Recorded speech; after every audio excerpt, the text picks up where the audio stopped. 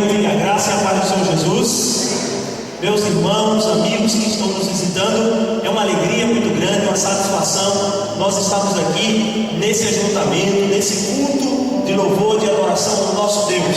E nós queremos convidar você a se juntar a nós, a nos alegrarmos na presença desse Deus que é um Deus tremendo.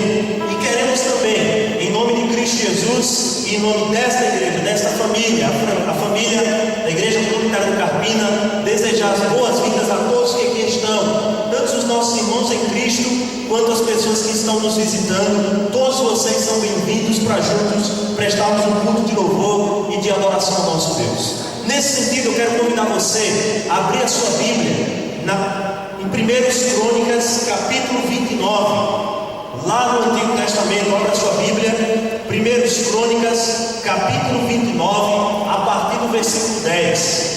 Nós iremos ler uma oração feita pelo rei Davi, e que tem muito a nos ensinar do que é prestar culto, do que é adorar, e também fala quem é o nosso Deus, da sua grandeza e da sua soberania. Todos encontraram no capítulo 29, 1 Crônicas, versículo 10, diz assim a palavra de Deus: pelo que Davi louvou o Senhor perante a congregação toda e disse: bendito és tu, Senhor, Deus de Israel, nosso Pai, de eternidade em eternidade. Teu, Senhor, é o poder, a grandeza, a honra, a vitória e a majestade, porque teu é tudo quanto há nos céus e na terra. Teu, Senhor, é o reino, e tu te exaltaste por chefe sobre todos. Riquezas e glórias vêm de ti, tu dominas sobre tudo. Na tua mão há força e poder, contigo está o engrandecer e a tudo dá força. Meus irmãos, nós não iremos adorar qualquer Deus nessa noite.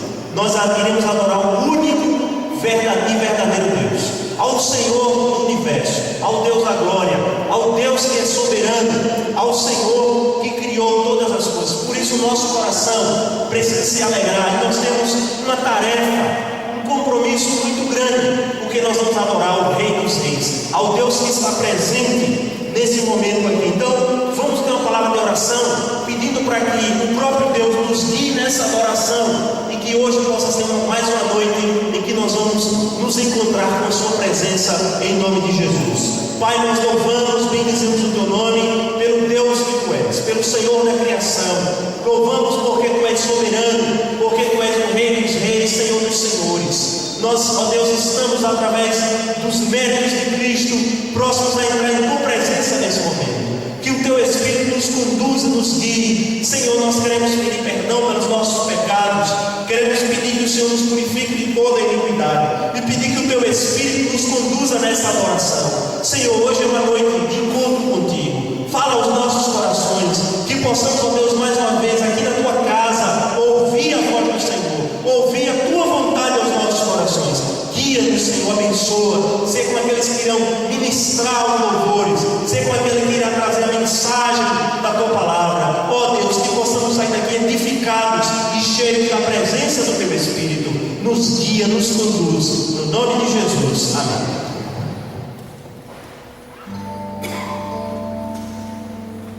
Graças a Deus, meus irmãos. Muito bom estarmos aqui hoje à noite juntos para podermos louvar e agradecer o nome do nosso Deus. Vamos cantar bem forte: eu quero a Deus.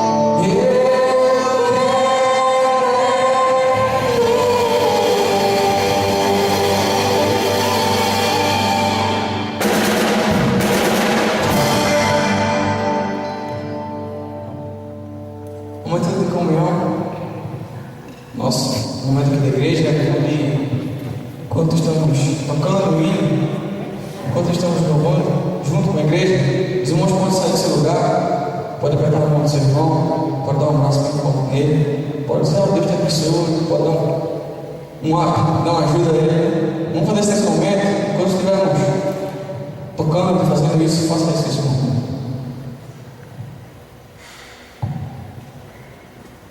Oh,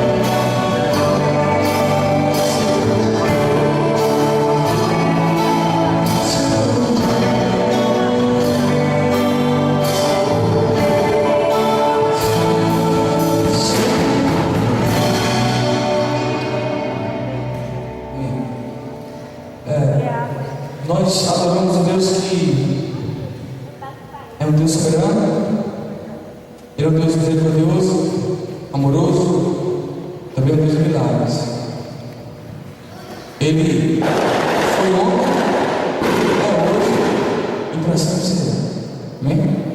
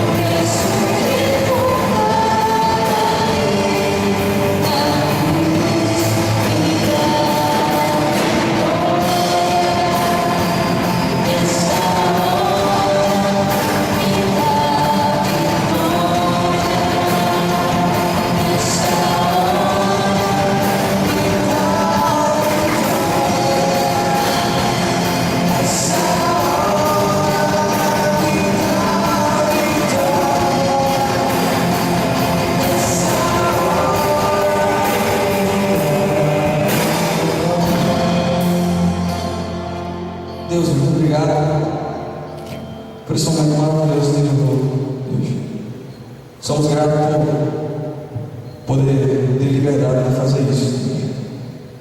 Como sabemos que tem lugares aí onde nossos irmãos estão escondidos e loucos para fazer os que estão liberdade.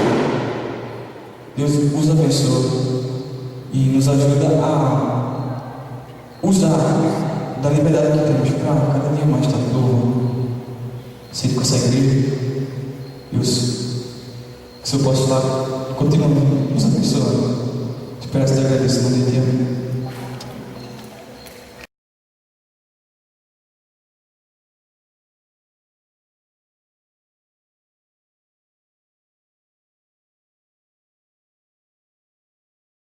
Irmãos, vamos abrir nossa Bíblia.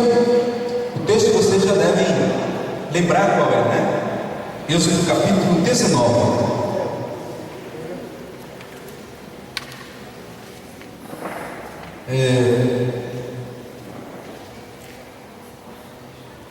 Durante essa semana que passou,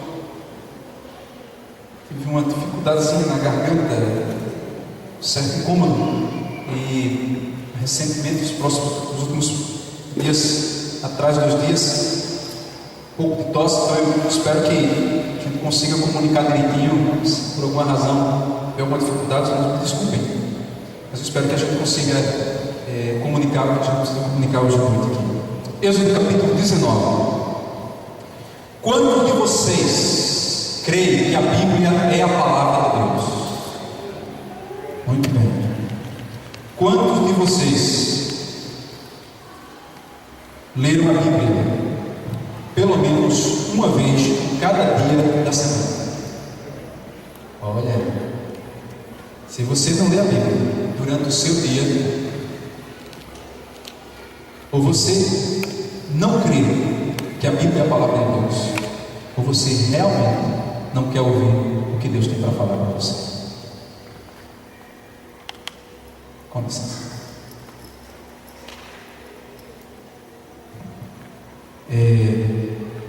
Êxodo capítulo 19. Eu estou ansioso, irmãos, para poder avançar na leitura desse capítulo, mas à medida que eu paro no texto, eu começo a mastigar esse texto, esse versículo, por exemplo, que nós vamos ler hoje, e fico sem condição de poder ir adiante pensando no que esse texto tem para falar para a gente. Já faz, acredito eu, mais de 2 meses que estamos parados até o versículo 8, não é verdade? E hoje nós vamos ler o versículo 9. Dentro de alguns domingos aí, eu queria conversar um pouquinho com vocês sobre essa experiência de Moisés no monte, essa questão do fogo, essa questão do monte, até porque essa temática é uma temática muito comum hoje. Eu quero compartilhar algo hoje, mas isso a gente vai aprofundar lá na frente. Hoje o meu enfoque será com relação à liderança. Então, se você é líder de ministério, se você é presbítero aqui na igreja, se você é líder de alguma forma na obra do Senhor, eu me dirijo especialmente a você hoje à noite. Se você pretende ser líder também, capítulo 19, versículo 9 de Êxodo diz assim: disse o Senhor a Moisés: eis que virei a ti uma nuvem escura, para que o povo ouça quando eu falar contigo, e para que também creiam sempre em ti, porque Moisés tinha anunciado as palavras do seu povo ao Senhor. Oremos. Deus nosso Pai, com a tua palavra aberta, te peço que o Senhor tenha misericórdia de nós, em nossas fraquezas, em nossas limitações, fale ao nosso coração, ministre a nossa vida, Senhor, porque precisamos ouvir a tua voz. Abençoa o teu povo, a tua igreja, com a tua palavra, em nome de Jesus. Amém. Ontem à noite, depois de uma semana intensa aí sem assistir televisão, até porque onde eu estava não tinha, no quarto onde eu estava não tinha televisão, graças a Deus, foi até bom. Eu resolvi chegar à noite em casa, tínhamos saído e à noite eu resolvi ligar a televisão e sair mexendo nos canais. Eu tenho uma tremenda dificuldade de assistir televisão sem controle remoto, entendeu? Eu sou daqueles, eu sou como todos os homens. Se tiver 60 canais, eu saio mexendo nos 60 que tiver. Todo homem é assim, né? parece. Então, eu fui lá para o último canal, o 31, e estava lá o pastor falando, e me parece que a impressão que ele me passava, a impressão de estar um pouco aborrecido, irado com algumas questões, e estava convidando as pessoas para contribuírem para que o seu programa não saísse do ar, porque ele precisava de um valor, e se comprometendo que hoje, pela manhã, ele estaria em 2 cultos e estaria entregando selo para cada crente que comparecesse às concentrações que ele iria fazer. E ele pedia às pessoas que ajudassem. Ele disse que iria ao monte e só decidia do monte quando tivesse a resposta, coisa assim. Então essa questão do monte é uma coisa que me parece um tanto quanto emblemática. E a gente esquece, irmãos, que o problema não está no monte, o problema está na planície. O problema não está no monte. No monte eu encontro com Deus. O problema está aqui embaixo. Jesus se encontrava com os seus discípulos, se acordava de madrugada, ia orar, mas o desafio não estava ali. O desafio estava quando ele descia do monte e via as pessoas que tinham para curar, para serem apacentadas por ele. Mas eu não vou querer falar sobre o monte hoje. Eu vou falar sobre o item. Eu queria que você pensasse comigo aqui. Deus é aquele que chama, é aquele que prepara e é aquele que valida o ministério e a liderança de uma pessoa. E quando eu estou falando de líder aqui, eu quero chamar a atenção de vocês para uma série de situações que a gente vive hoje. Eu acredito que a igreja brasileira, ela sofre uma crise de liderança espiritual. Em que sentido? Parece que não há uma compreensão correta do que quer dizer ser líder do povo de Deus. A Bíblia traz várias advertências quanto à liderança. Nós vamos ver algumas delas aqui hoje. Mas por que eu estou mencionando isso? Porque nós estamos aqui diante de um fato. Deus propôs ao povo uma aliança. E o intermediário dessa aliança era Moisés. Moisés recebeu de Deus a incumbência de chegar para o povo e passar para o povo que Deus tinha falado sobre a aliança que queria afirmar com o povo. E o povo disse: nós vamos obedecer. Nós já vimos alguns domingos atrás que o povo se comprometeu a obedecer. Depois de 40 dias pelo menos, foi o mesmo povo que desobedeceu e construiu um bezerro de ouro e se afastou de Deus.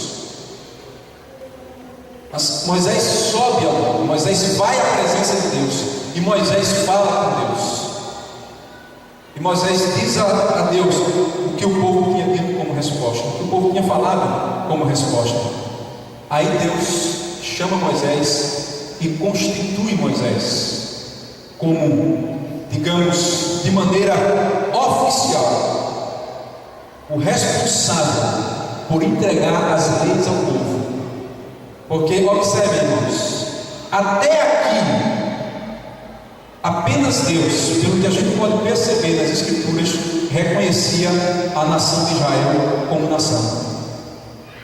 Porque para os outros, era um grupo de família que saiu de Canaã por conta da fome e foi para o Egito, a convite de José, com permissão de Faraó, e que se cresceu ali, e que se reproduziu, e que se tornou uma grande nação. Mas para as pessoas ainda eram os descendentes de Jacó. E Deus chamou o povo e disse para o povo que vocês vão ser uma nação santa, um Goei Kadosh. Vocês vão ser povo, uma propriedade peculiar minha. Deus reconheceu o povo de Israel como nação. Agora, essa nação precisava de um líder que pudesse ser um instrumento de Deus. Deus já havia chamado Moisés antes, Deus já havia enviado Moisés antes, mas agora no monte, Deus disse: Moisés, eu vou descer uma nuvem escura, e eu vou falar, e o povo vai ouvir quando eu falar com você, para que eles ponham a confiança em você, eles saibam disso, para que eles possam ouvir quando eu falar contigo, creiam em ti. Isso é, Deus estava validando diante do povo o chamado que ele tinha para Moisés. Deus chamou Moisés há muito tempo antes. Inclusive Moisés se precipitou, entendendo que por suas mãos ele conseguiria libertar o povo de Israel, de alguma maneira, podemos dizer assim, haja visto que ele chegou a matar um egípcio, quando viu que ele estava maltratando um dos seus ente-queridos, dos seus irmãos israelitas. Por conta disso, Moisés vai para o deserto, passa 40 anos, aprendendo como se pastoreia um rebanho, como lidar com as promessas de Deus, como esperar o tempo de Deus. E aí Moisés volta, porque Deus prepara o seminário de Moisés. A gente fala em seminário, né? Geralmente no curso de teologia você tem de 4 a 5 anos, a menos que você se alone muito, porque perdeu matéria, porque trancou matéria, etc. Mas a média é 4 a 5 anos, um curso completo de teologia. Deus colocou Moisés, digamos, num seminário de 40 anos e lhe deu um grande estágio: libertar o povo diante do faraó. Mas agora Moisés estava do outro lado do Mar Vermelho. Moisés agora estava no Monte Horebe. E aí ele estava recebendo a incumbência de liderar, de entregar a lei. E Deus vai aí e diz: eu vou manifestar para você diante do povo. Quando eu falar com você, eu vou fazer com que eles ouçam a minha voz. Deixa eu dizer uma coisa para vocês, irmãos. É triste olhar para a realidade da igreja brasileira de hoje. Por quê? Em muitos contextos, as pessoas perderam a noção do que é liderança espiritual e do que é ter um líder sobre sua vida. Abra sua Bíblia na carta aos Hebreus, no capítulo 13. Nós vamos ter um exercício de Bíblia muito rápido hoje aqui. Carta aos Hebreus, no capítulo 13. A recomendação que a gente recebe das Escrituras. Versículo 7 do capítulo 13. Diz assim a palavra do Senhor: lembrai-vos dos vossos guias. Isso aqui não tem o sentido de guia que as religiões esotéricas trazem.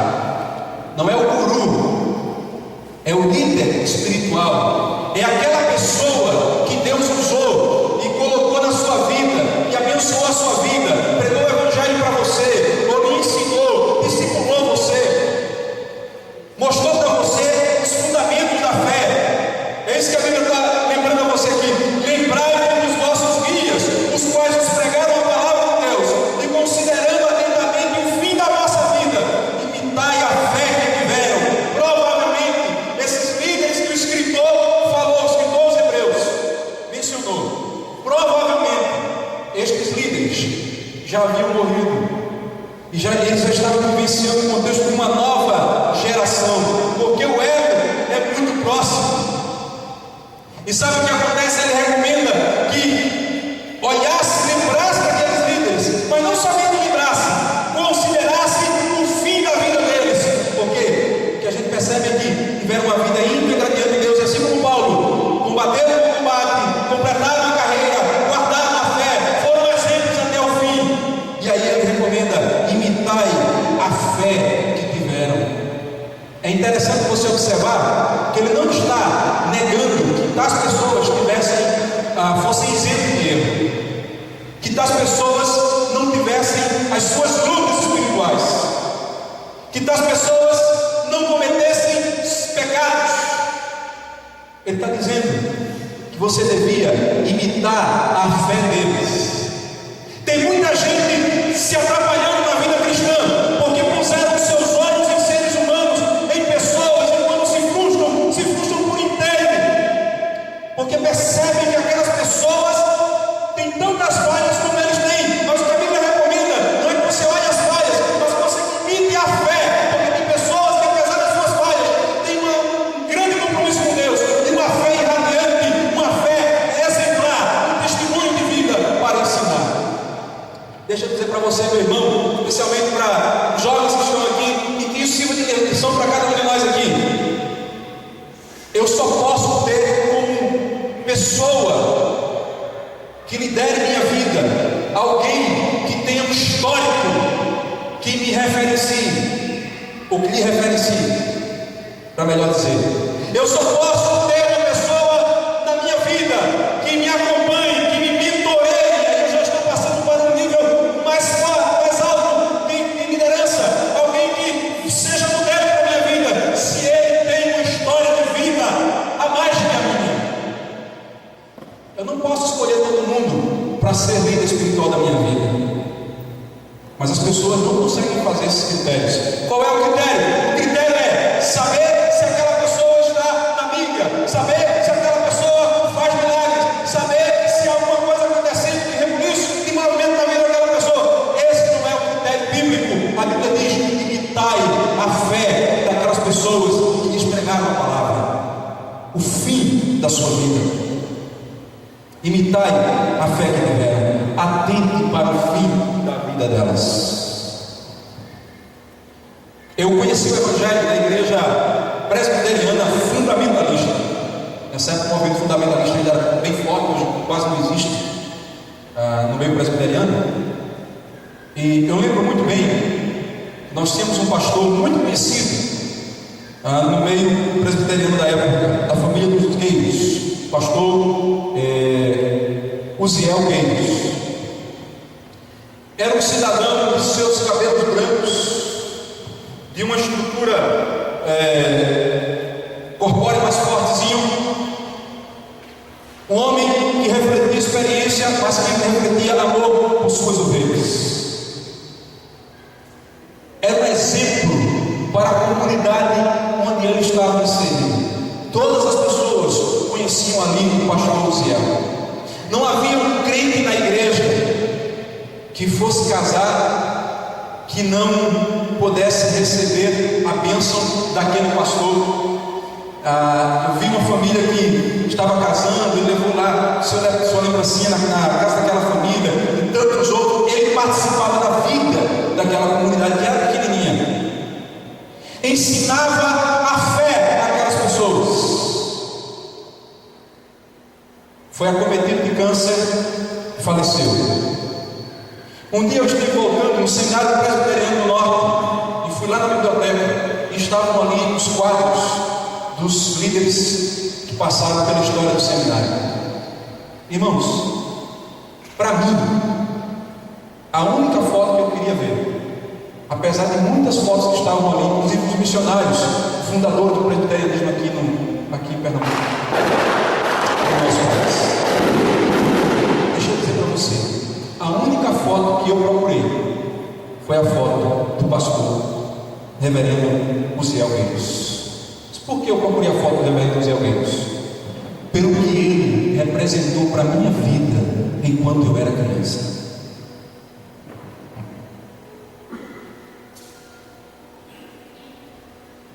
Quem são as pessoas que estão liderando a sua vida? É preciso, irmãos, ter muito cuidado. Tem crentes que estão deixando de vir à igreja, que não é necessariamente na nossa comunidade de fé, para poder seguir a orientação de pastores que estão na mídia, e muitas vezes são líderes que não tiveram história de vida que pudesse referenciar eles mesmos, que não influenciaram a sua vida de forma direta. Às vezes você está pregando no culto e alguém vai dizer: olha, o pastor está ensinando aí, mas o pastor lá na televisão disse outra coisa, e lá acontecia milagres, e lá acontecia aquilo outro. Sabe qual é o maior milagre? É você estar filho de Jesus. Eu não sou contra milagre, eu creio que Deus, quando opera, Ele faz, quando Ele quer fazer, ninguém impede. Ele é poderoso para fazer. Agora, eu não posso me promover em cima de milagres, em cima de movimento. A minha função como pastor e como líder é ensinar a palavra, viver a palavra, ser exemplo para as pessoas. Nenhuma outra função eu tenho além dessa. Deus não me chamou para curar enfermos. Deus não me chamou para fazer movimento de fé. Deus me chamou para pastorear o rebanho dele. É completamente diferente.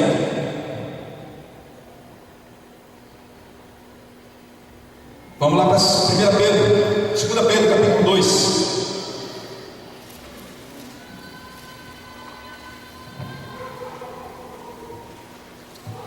Segunda Pedro, capítulo 2. Não quero dizer com isso, irmãos, que não haja pastores que tenham o dom de curar, mas eu tenho muita dificuldade em ver um pastor fazendo o dom de curar um marketing para o seu ministério. Não acho que esse é o propósito de Deus.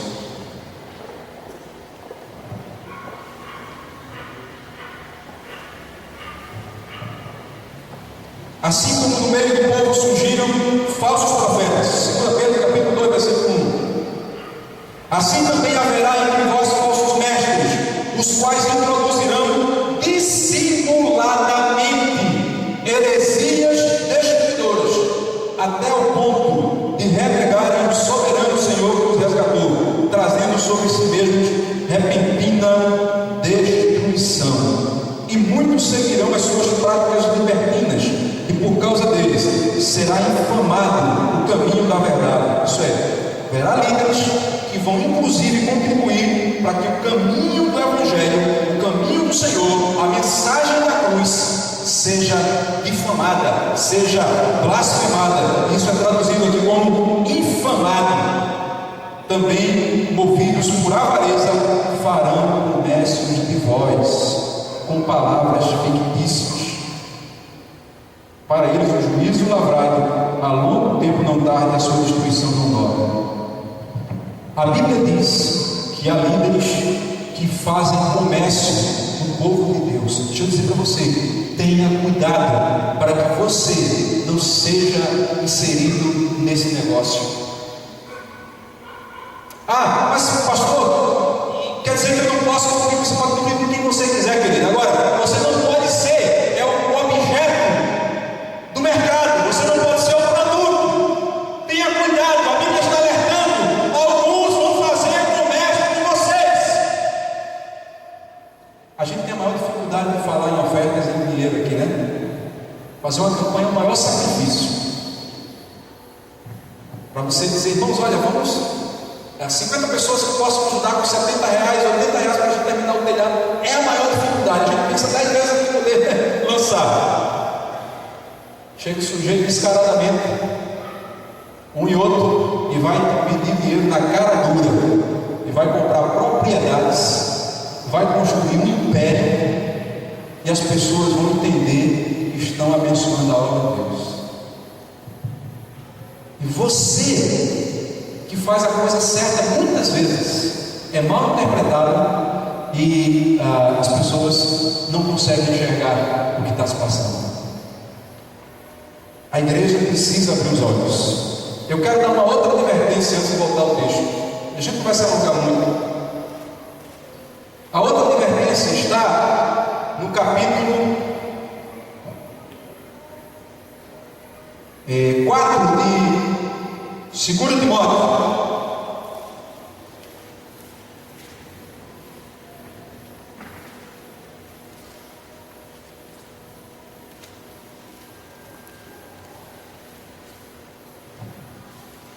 Versículo 3, o apóstolo Paulo diz: pois haverá tempo em que não suportarão a sã doutrina, pelo contrário, cercar-se-ão de mestres segundo as suas próprias cobiças, como sentindo coceira nos ouvidos, e se recusarão a dar ouvidos à verdade, entregando-se às fábulas. Você sabe o que é fábula? Sabe o que é fábula? Não.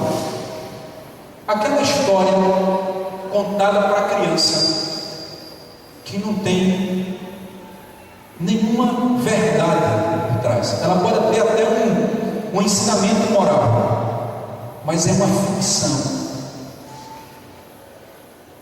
Tem gente que vive de ficção, irmãos. Tem gente que, para vir à igreja, precisa dessas fábulas. Para seguir o caminho, ou supostamente seguir o caminho, vai precisar de que alguém conte que estava no rio e tinha uma porção de tubarão. Eu tenho um testemunho gravado no computador. E o camarada fez uma oração e esse tubarão foi embora todinho. O camarada pulou do barco onde ele estava, terminou sendo comido pelos tubarões. Paciência, irmãos.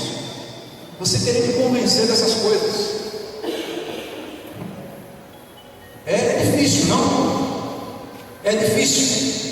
mestres segundo as suas próprias cobiças, isso é, pessoas que vão alimentar os seus ouvidos. Diz a Bíblia, tem como que você ouvir, não é porque não querem ouvir, mas querem ouvir o que lhes é conveniente, o que lhes é agradável. Ah, pastor, eu não vou lá à igreja, porque no domingo, quando abre a palavra, é só a palavra, é só a Bíblia. Eu estou afim de uma historinha mais que alimente a fé, eu estou afim de um desafio, as 70 semanas, os 7 mergulhos de Naamã. Vou fazer uma campanha aqui, os 7 mergulhos de Naamã. Você pensa comigo, você vê o próximo, vem o outro, no 7º a bênção vai cair. O povo gosta. Aí nós vamos fazer aqui um túnel do milagre. Quando você passar no túnel do milagre, a bênção vai cair sobre você. É isso que as pessoas querem. Ah, não, nós vamos andar. Eu lembro, eu acho que eu falei aqui para vocês, uma senhora, eu acho que ela, de João Alfredo, lembro bem agora, entre João Alfredo e Bom Jardim, por ali, aquela área. Ela chegou na farmácia para comprar um sabonete, porque ela foi no culto e precisava levar um sabonete ungido para casa. Olha, nunca compre sabonete de farmácia, gente. Sabonete você compra em supermercado, sabonete de farmácia é medicinal e é caro. Mas ela foi lá para comprar um sabonete, queria levar um sabonete, esse é o pagamento para medicinal. Aí queria levar lá para a igreja, para o pastor ungir, para levar para de volta, não sei para onde ela morava, para aquelas bandas lá de João Alfredo e Belo Jardim, Bom Jardim. Irmãos, as pessoas gostam dessas coisas. Agora, se você chega para um crente, abre a Bíblia e diz para ele, a Bíblia diz que você está errado. Ah, pastor, mas tem gente que diz assim, mas eu sou humano, você sabe, mas Jesus ensinou, mas Jesus era filho de Deus, você também é, você não é filho de diabo. Mas não, mas Jesus, você não é filho de Deus, ele estava ali, mas a Bíblia diz que ele sofreu na carne, e por sofrer na carne, ele sabe quais são as nossas fraquezas e ajuda nós que estamos sofrendo também. Está lá na carta aos Hebreus. Será que você pode entender? É tão difícil ensinar. Irmãos, eu entendi muito simples. É muito fácil liderar um grupo quando você tem que colocar em posições de criar esses mecanismos. Difícil é você ensinar as pessoas a fazer o que é certo. Porque você chega para a pessoa e diz, olha, é preciso você entender o que a Bíblia diz. Aí para começa a dar 5 passos, cai novamente. Você vai levando 5 passos, cai novamente. E você tem que ter paciência para que a pessoa aprenda, até que ela consiga firmar-se e caminhar. Tem gente que faz diferente. Diz, olha, 1 e 2. Você escolhe qualquer um dos dois. Se escolher o 3, está fora. Imposições, regras, medidas. Agora deixa eu voltar para Moisés. Deus disse a Moisés, Moisés, eu vou falar, eu vou descer na nuvem, e eu vou falar para que o povo saiba que eu estou falando, para que o povo confie em você. Deus chama, Deus prepara e Deus valida o ministério que Ele chamou. Deus se encarregou de, através da sua atuação na vida de Moisés, mostrar para o povo quem era o líder que ele tinha chamado. Deixa eu dizer para você, diante de Deus, todas as pessoas são iguais. Quando chegar no céu, não vai ter um lugar especial para o pastor, outro lugar para o presbítero, outro lugar para o diácono, outro lugar para o ministério e o alambrado, o resto do povo. Não vai ter. Não vai ter sala VIP para pastor no céu. Eu posso falar para pastor, eu sou pastor, né? Eu não vou falar do Papa porque eu não sou Papa. Mas não vai ter sala VIP no céu. Sabe o que é sala VIP, né? Você está. Geralmente no aeroporto tem muito isso. Você espera um voo lá e você é sócio de alguma daquelas empresas. Aí você vai para a sala, ar-condicionado, cafezinho, internet, Wi-Fi, computador à disposição, tudo direitinho. Você tem nem vontade de sair. Sala VIP, não existe sala VIP no céu. Na verdade, o céu é todo VIP. Ok? Se apagar a luz, você fica no seu lugar. Eu estou falando aqui, não tem problema, certo? Deixa eu dizer para você uma coisa. A diferença entre quem lidera e quem é liderado, básica, é a seguinte: o líder tem a visão de Deus para o povo, para quem Deus o chamou para liderar. Essa é a diferença. Eu não aceito, eu não acredito na visão do grupo. Eu acredito na visão de um homem ou de uma mulher de Deus que Deus chamou para liderar o seu povo. E isso é comum, isso é natural, e isso é algo que a gente vai ver na Bíblia. E Deus fez questão de validar isso na vida de Moisés. Deus escolhe alguém, Deus dá a visão àquela pessoa, e as outras o acompanham. É isso que a Bíblia diz. Isso não é mentalidade de rebanho, isso é a estratégia do ministério. Agora deixa eu voltar para você e explicar um pouquinho um episódio que aconteceu com Moisés com relação a Josué. Quando eu digo que Deus valida o ministério dos seus filhos, eu vou dizer para você como é que Deus faz. Com Moisés, Deus disse: eu vou falar da nuvem, e depois eu vou conversar com você sobre essa questão da nuvem do monte, mas eu vou falar da nuvem, o povo vai ouvir, vão saber que eu vou confiar em você. Quando Moisés entregou a liderança para Josué havia acompanhado a Moisés durante um bom tempo. Sabe o que aconteceu? Moisés subiu o monte, Deus o guardou, Moisés morreu, Josué assumiu. Qual foi o primeiro desafio de Moisés quando ele saiu do Egito? Quem lembra? Qual foi o primeiro desafio de Moisés quando ele saiu do Egito? Quem lembra? O Mar Vermelho, não foi? Atravessar o Mar Vermelho. Pois bem, e Moisés atravessou o Mar Vermelho. Qual foi o primeiro desafio de Josué quando ele assumiu a liderança do povo? Atravessar o Jordão. E aí Deus deu a orientação de como ele devia fazer para atravessar o Jordão e o povo passar a pés enxutos. Lembre uma coisa, irmãos: quem tinha 20 anos para cima, quando saiu do Egito, não estava naquela passagem do Jordão. Só Josué e Caleb que estavam nesse primeiro tempo para cima. O restante nasceu no deserto, não viu o mar se abriu, a grande maioria. Mas ali com Josué, ele viu o mar se abrir, o rio se abrir. E Deus disse a Josué: assim como fui com Moisés, eu serei contigo. Eu te pergunto, por que Deus fez um milagre semelhante na vida de Josué? Sabe para quê? Para que o povo soubesse que o Deus que esteve com Moisés lá atrás era o Deus que estava com Josué aqui no presente. Todo líder precisa de uma manifestação poderosa da mão de Deus na sua vida. Todo líder precisa de ver Deus operar na sua vida de maneira sobrenatural. Me permitam fazer uma colocação para vocês aqui hoje à noite. Eu nem ia dizer isso para vocês, mas eu acho que é oportuno.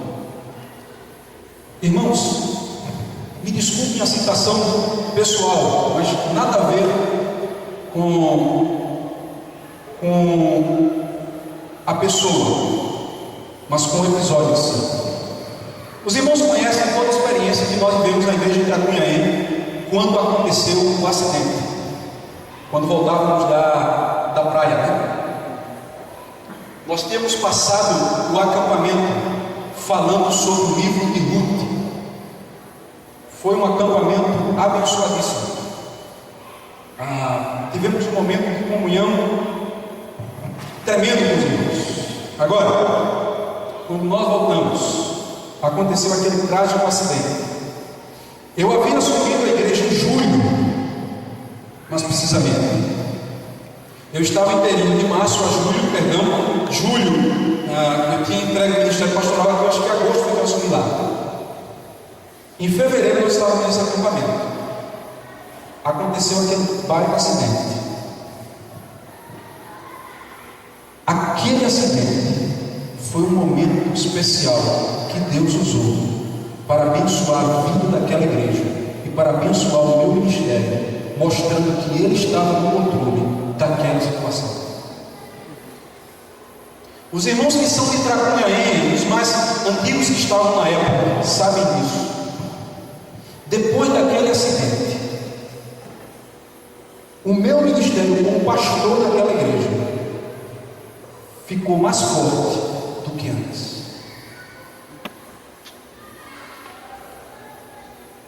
O que nós vivenciamos como igreja, como liderança, foi mais tremendo do que você possa imaginar. Aí você me pergunta, por causa do pastor? Não, por causa de Deus. Deus encontrou uma situação em que Ele pôde mostrar que Ele era Deus, e que Ele era soberano, e que a igreja era dele, e que a liderança da igreja pertence a Ele. Deus chama, Deus prepara e Deus valida. Deixa eu dizer para você que está em função de liderança aqui na igreja hoje, você precisa de um momento especial de Deus na sua vida, como Josué teve ao atravessar o Jordão, como Moisés teve ao atravessar o Mar Vermelho, e como Eliseu teve quando atravessou também o Jordão. Lembra? Eliseu e Elias estava para ser arrebatado e disse: olha, Eliseu, fica aqui que eu vou. O Senhor me mandou ir para Betel, depois mandou para ir para Jericó, depois mandou para ir para o Jordão, e todo Eliseu, eu não vou lhe deixar. Quando chegou no Jordão, Elias pegou o seu manto e abriu o Jordão, e ele passou.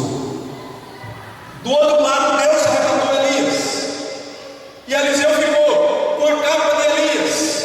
Sabe o que aconteceu? Quando volta, quer que Deus permita que aconteça? Eliseu, com a capa de Elias, abre o Jordão de novo e passa. O que foi que Deus estava ensinando ao povo? O Deus de Elias era o mesmo Deus que estava com Eliseu. Deus fez questão de validar o ministério de Moisés perante as pessoas. Baixei a nossa cabeça e oremos ao Senhor. Você quer ser uma pessoa usada por Deus, tremendamente usada por Deus? Busque ter uma experiência profunda com Deus. Seu ministério precisa de poder de Deus. Busque ter um encontro pessoal com Deus. Ah, mas eu queria tanto ser usado por Deus como foram os líderes de outrora. Busque ter um encontro com Deus. Irmãos, tem ministérios que estão falindo porque os seus líderes não têm a experiência que precisam, ou não tiveram ainda a experiência que precisam ter com Deus, de forma que seja validado perante as pessoas aquilo que Deus quer validar, o ministério para o qual Deus o chamou. Deus nos chama à responsabilidade de noite. Ele quer validar o nosso ministério perante a comunidade, perante as pessoas aí fora. Eu preciso ser usado por Ele. Deus, nosso Pai, muito obrigado por essa noite. A alegria de estar na tua casa, o privilégio de poder te servir. O Senhor é o Deus que chama, que prepara e que valida o ministério do teu povo. Dirige, Senhor, a nossa vida. Dirige a nossa igreja. Deus, nos livre dessa onda